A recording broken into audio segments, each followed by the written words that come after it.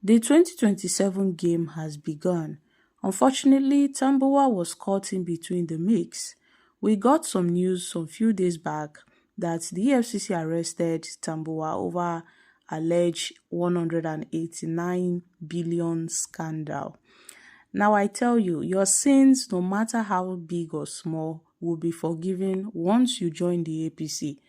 Tambuwal was arrested for being in the coalition. Ifeanyi Okowa, the former governor of Delta State, is no more a wanted man by the EFCC after he joined the APC.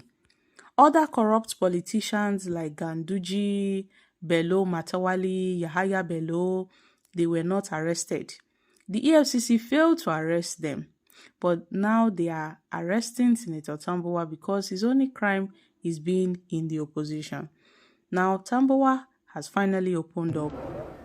Very involved in a democratic process that is aimed at changing this government in 2027. And I believe that some forces are not comfortable with the role some of us are playing. And every entreaty, effort, cajoling to join them if you cannot beat them is being extended to very many political leaders in this country. It's not a hidden thing. And if you are pliable, they try to blackmail you, show you one page of something, and then you get intimidated. Before you know it, tomorrow you start singing a different song. I wasn't surprised. Quite frankly, I wasn't surprised, and I believe that this cannot deter me from being and remaining on the course that I believe is for the good of this country. And this is not the first time in my own case. How did I become the Speaker of the House of Representatives? I was even tear-gassed as Speaker of this country. All in our efforts to make sure that the right thing is done. The Vice President had said it before, a few weeks ago. And when President Jonathan wanted to move him, I stood my ground. I remain that person that believes in democracy, rule of law, and good governance. And no one, no agency can intimidate me to abandon that course.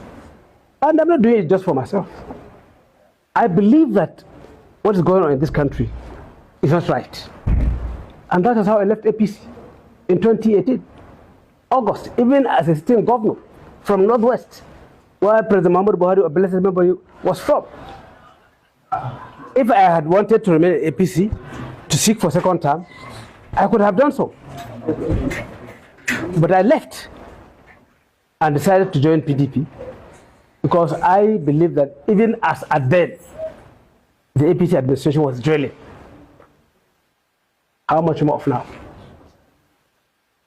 So all those variables that made me to leave APC in 2018 are even more present now. All those reasons, all those factors. Is it in terms of insecurity? Is it the economy? Is it the infrastructure? Is it the well-being of Nigerians? What is it? Why is the improvement? Even in power. So we are working together because, as I have said in my earlier remarks or speech, there are two parallel lines in Nigeria today. Those who believe that they can go with Bola Tinubu and his administration for their personal benefit. And those of us who believe that, look, something is wrong. The policies of this administration are not being people's friendly. And there is no human face, no compassion in the running of this country. What attention is being paid to security challenges of the country? Tell me one major policy issue or decision that has been made by this government in relation to addressing security challenges? Tell me one.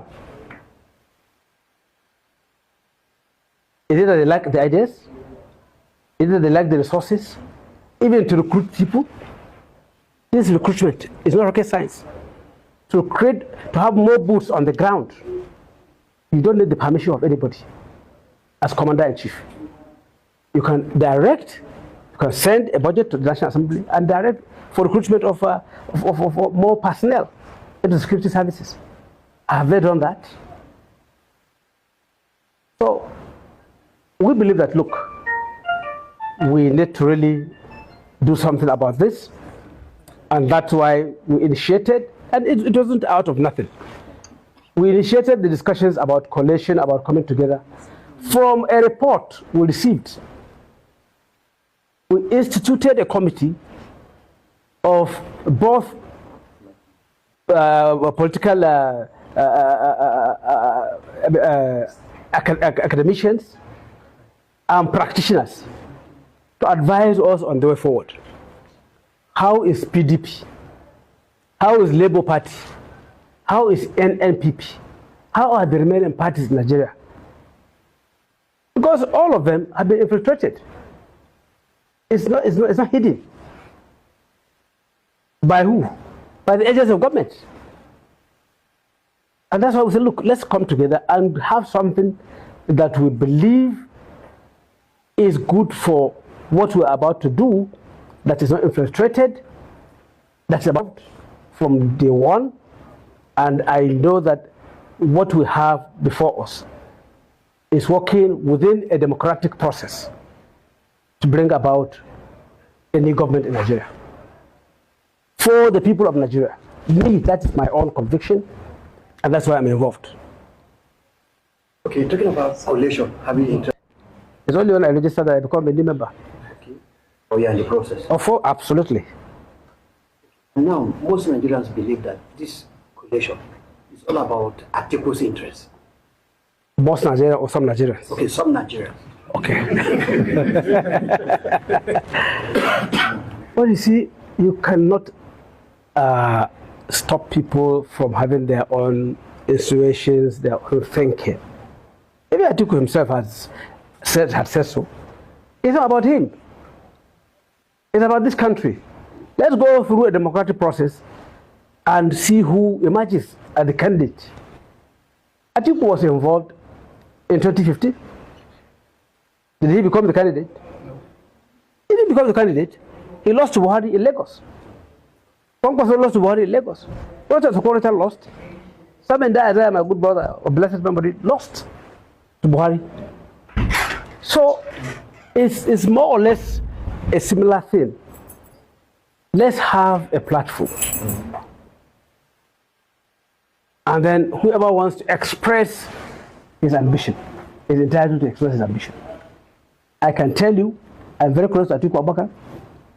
I was his last DG of his campaign. That this coalition is not about him. It's about